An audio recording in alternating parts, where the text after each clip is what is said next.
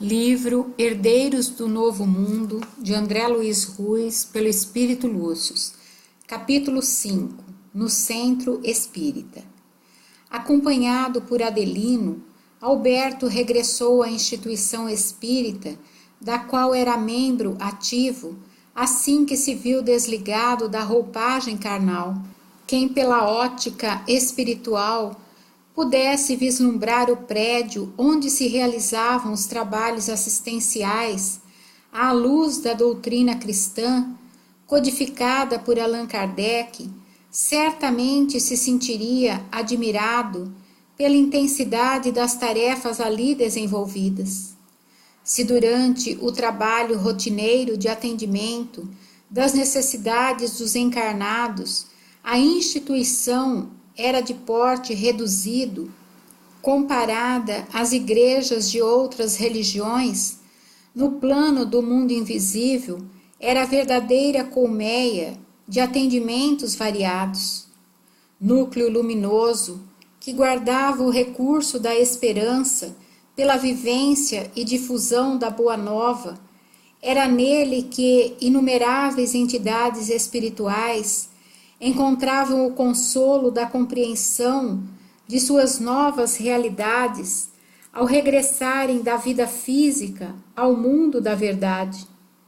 A atmosfera de intensa vibração no bem atraía, qual foco luminoso procurado por seres noturnos, uma verdadeira romaria de espíritos confundidos, desarvorados, cansados de lutar em uma dimensão tão estranha para a qual não se havia preparado. Carregavam as marcas perispirituais de uma vida dissoluta, de gastos energéticos com atitudes de baixo padrão, de ideias fixas de caráter obsidiante. Era o triste cortejo dos iludidos da terra, agora defrontados por uma realidade insofismável, aquela que se estampava não somente aos seus olhos, mas representava o próprio ar que respirava. Por outro lado, havia as entidades violentas que viam a instituição como perigoso enclave no reino das sombras.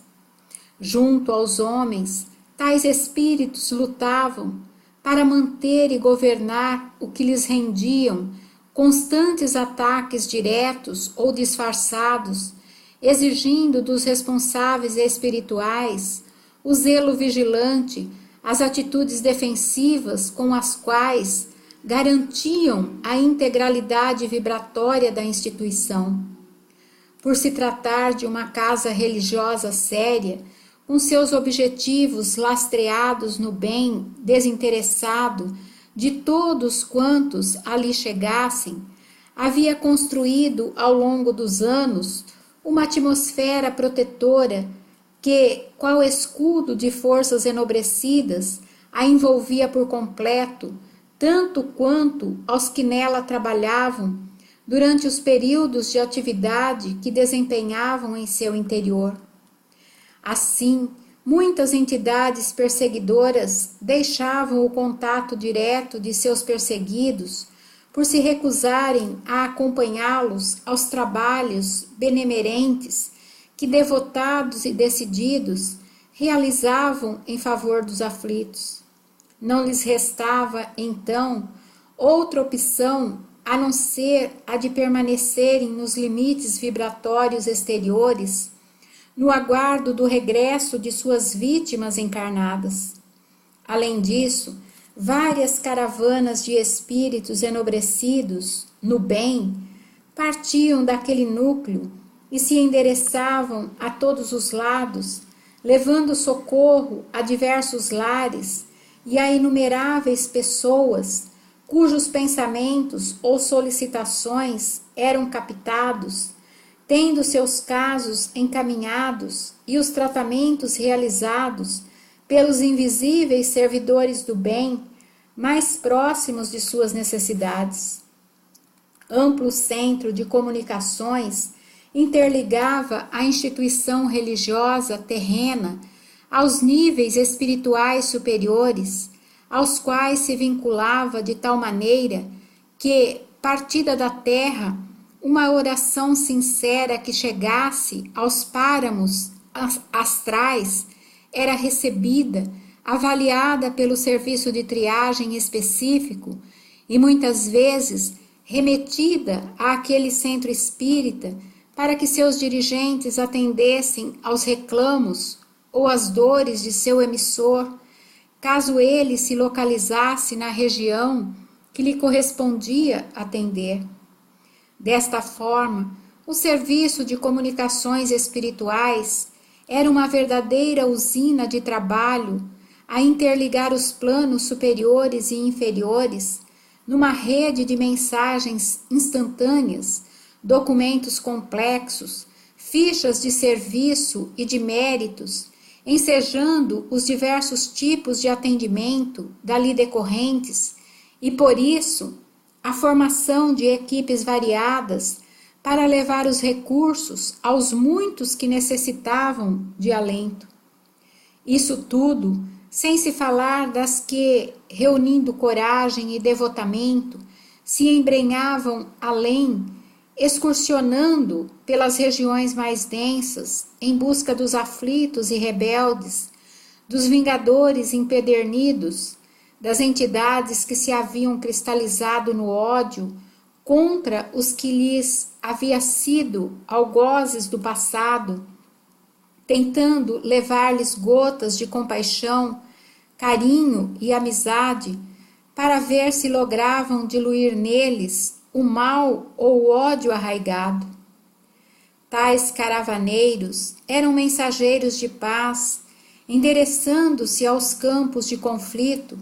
verdadeiros padioleiros que se arrastavam por entre os petardos mentais de ódio para acender um raio de luz ao coração das vítimas e agressores, misturados numa grande pasta de alucinação e crime. O núcleo central de todas estas tarefas se localizava na instituição física, na qual os trabalhadores encarnados eram a pequena parte visível,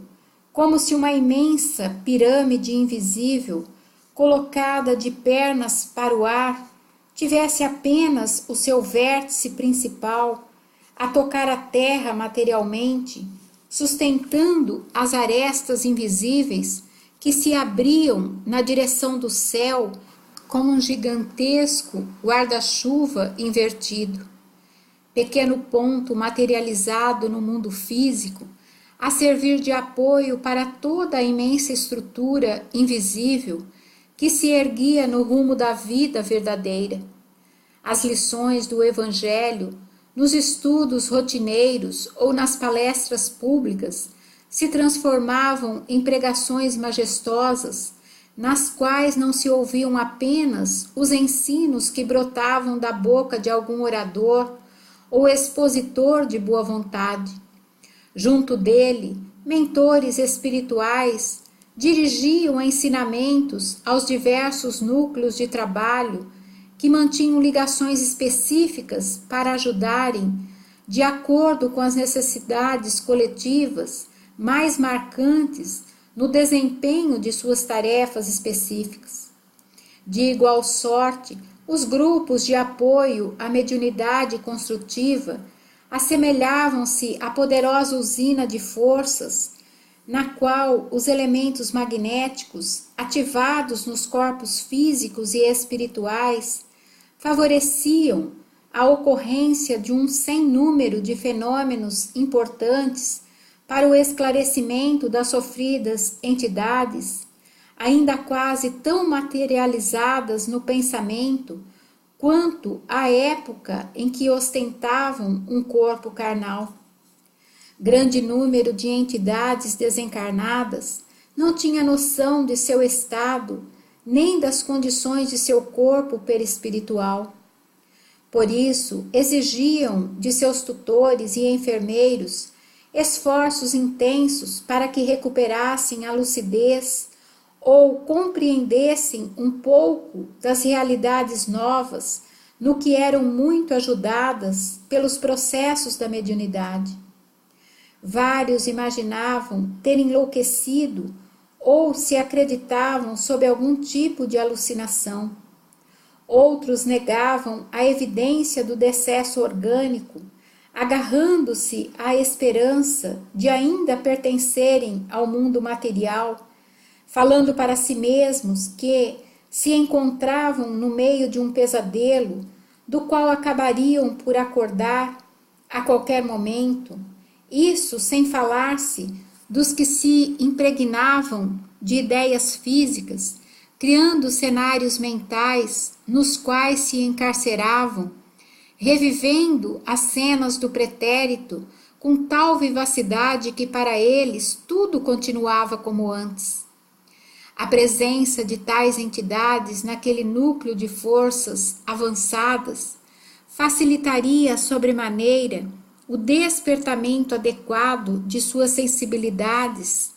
graças ao contato direto com os fluidos vitais dos próprios encarnados, como médiuns no trabalho da psicofonia, da psicografia, da doação de fluidos magnéticos, todos servidores devotados nas diversas modalidades de trabalho ali existentes.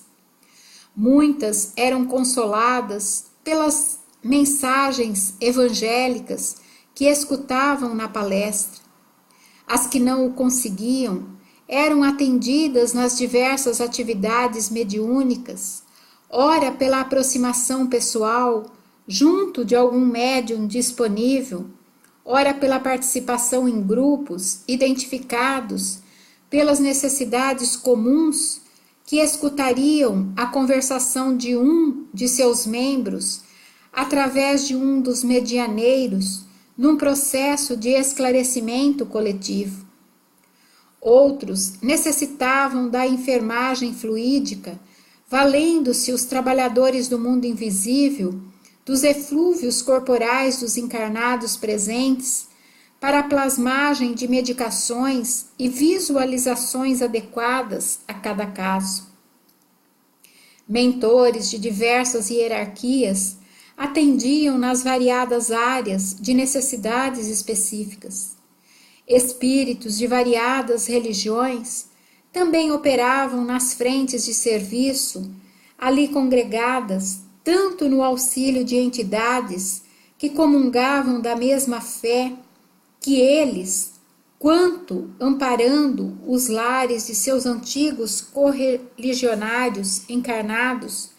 procurando diminuir-lhes as agonias e, quem sabe, encaminhá-los ao descobrimento das leis espirituais, entendidas estas de maneira nobre e elevada. Uma perfeita união de objetivos se observava entre todas elas, já que se tratava de espíritos que se irmanavam com base nos princípios universais que regulam todas as manifestações religiosas existentes no mundo dos homens e que, albergados naquele grande hospital, tudo faziam para auxiliar os espíritos que se mantinham arraigados a preconceitos religiosos ou a condutas estáticas e ritualísticas, tentando ajudá-los a que se abrissem para a verdadeira essência das coisas. Por esse motivo, lá se encontravam trabalhando em harmonia, além das entidades que já haviam abraçado a fé espírita, inúmeros sacerdotes e freiras católicas, variados membros das igrejas reformadas, pastores, diáconos, membros evangélicos transformados pela luz da verdadeira fraternidade, monges budistas, shintoístas, membros de diversas correntes esotéricas,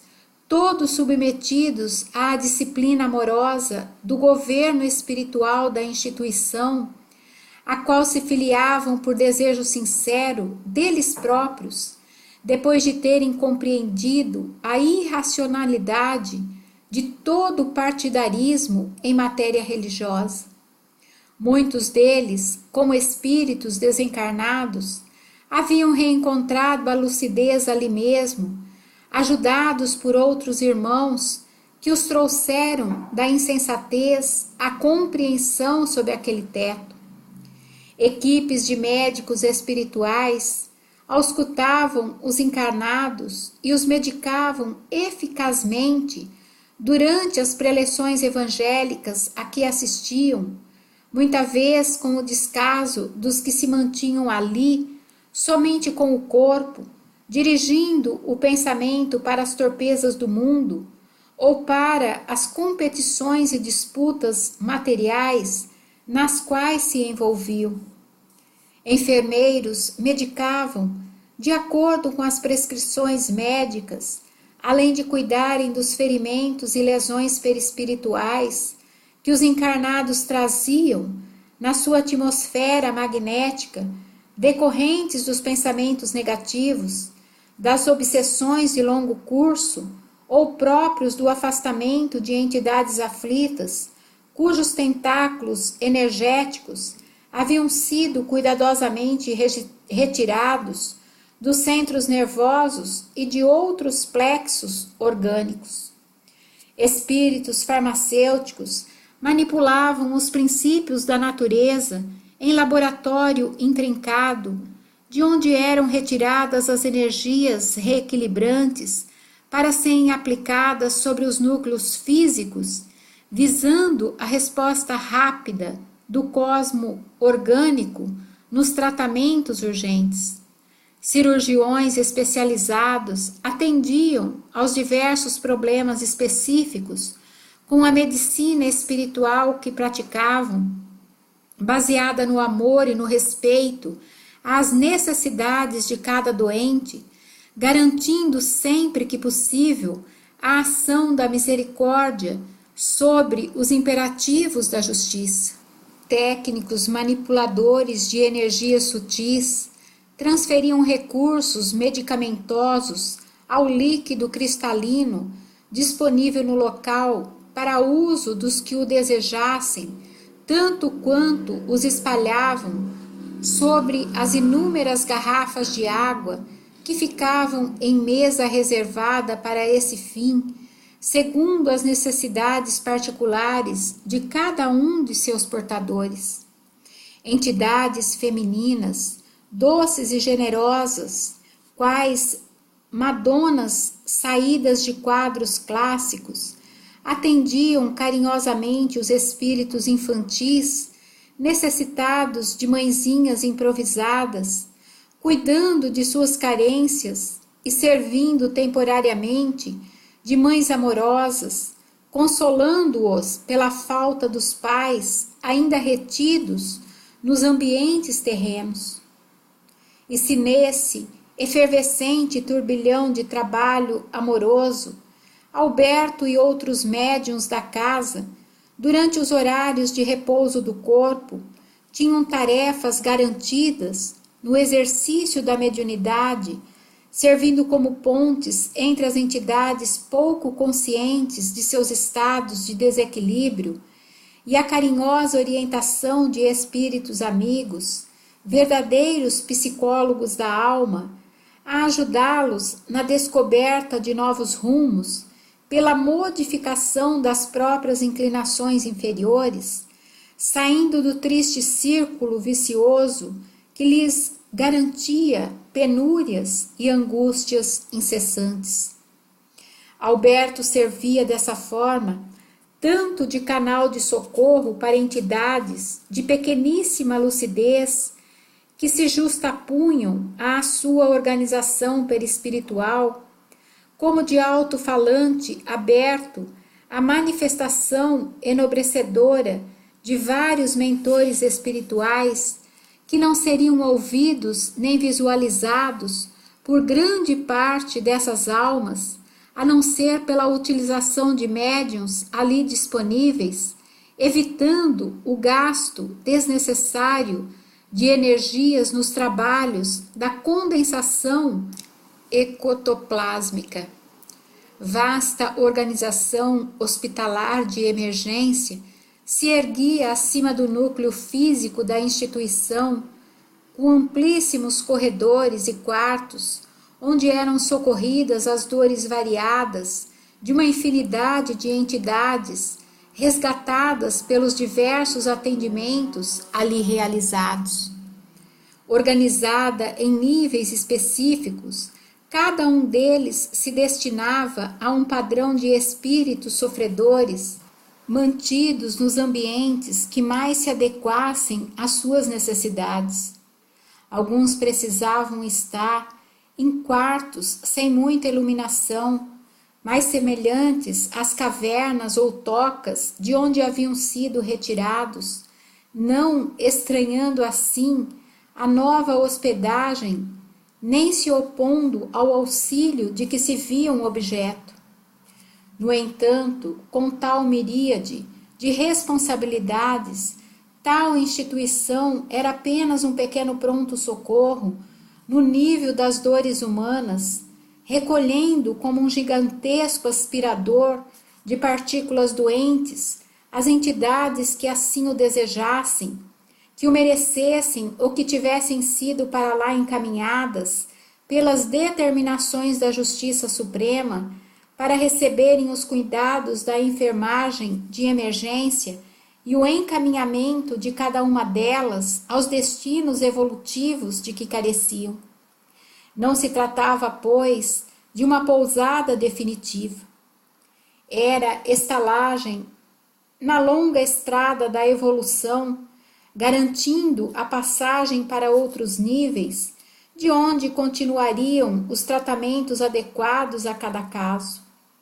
Por essa circunstância, o centro espírita também era um grande núcleo de transportes, como se fosse um terminal de passageiros, a enviar e receber viajantes, garantindo-lhes a serenidade e as melhores condições de acesso para chegarem aos seus destinos específicos. Assim, imensos veículos espirituais faziam filas em ponto determinado na atividade de deslocamento de tais necessitados, agrupados segundo suas necessidades e objetivos, num incessante vai e vem durante as 24 horas do dia. Tais serviços eram tão intensos que uma área específica da instituição espiritual se organizava para atender a todas as especificidades, considerando que cada doente a ser trasladado era identificado, possuía ficha que lhe definia a posição espiritual, a ligação a determinado núcleo do mundo invisível superior que o tutelava espiritualmente, quem lhe haviam sido os mentores avalistas da última encarnação, que necessidades prementes apresentavam, qual destino a que estavam endereçados e a qual grupo ou autoridade espiritual direta deveriam ser entregues para serem custodiados na nova fase da recuperação.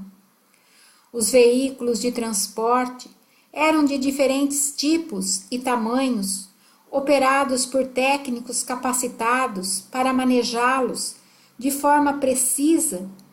e por uma tripulação de trabalhadores especializados nas necessidades de seus passageiros, contando com os diversos servidores da área médica, bem como com outros tipos de trabalhadores que se esmeravam para levar a calma e o conforto aos ocupantes. Para muitos, a vibração elevada do ambiente interno de tais veículos produzia suave torpor que lhes garantia um transporte sem sobressaltos, sobretudo aos espiritualmente menos preparados, enquanto que os mais lúcidos e serenos poderiam observar todo o processo, aprendendo com as novidades que doravante testemunhariam. Em tudo, a disciplina e a ordem dava o tom da tarefa a se realizar, tornando eficiente cada detalhe e tudo funcionando de acordo com as imprescindíveis determinações superiores, coordenadas pela mão generosa de Bezerra de Menezes, que naquele núcleo, como em muitos outros, operava como um supervisor das vontades do Cristo. Naturalmente que nem todas as instituições espíritas existentes na superfície da Terra haviam conseguido atingir um tal grau de eficiência nas tarefas desenvolvidas.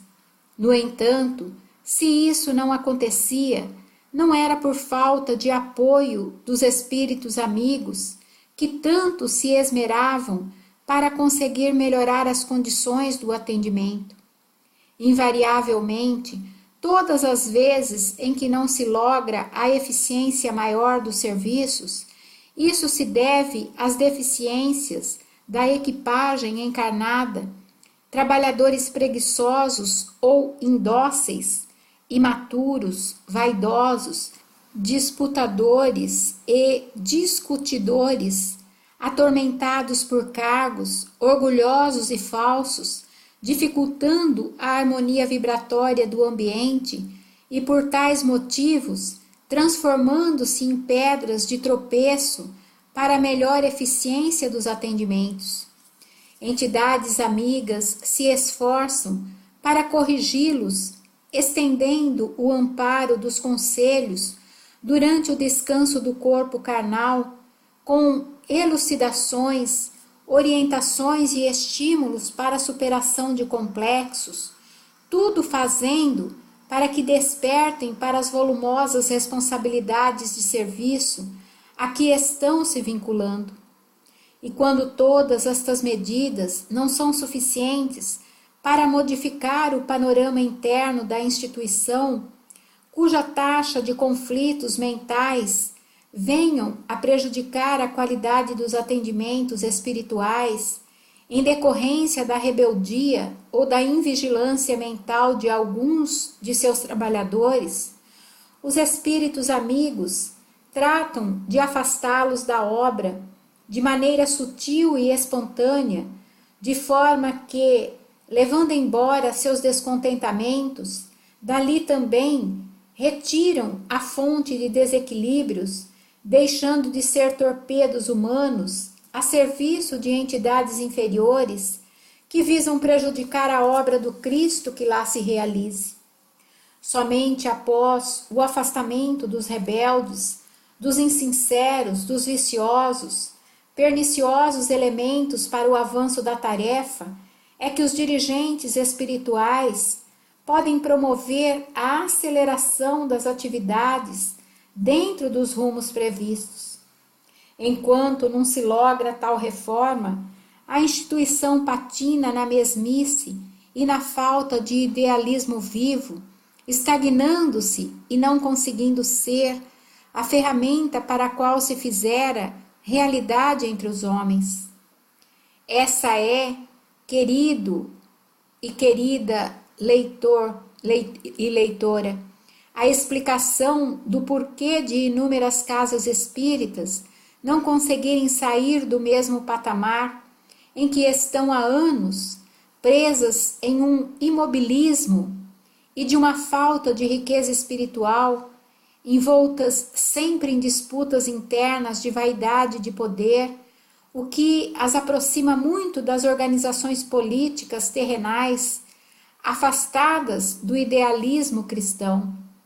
Ali, portanto, os primeiros necessitados e sofredores a que a tal instituição precisará atender são os seus próprios trabalhadores e dirigentes que, indiferentes às verdades do espírito, se comparam aos cegos condutores de cegos.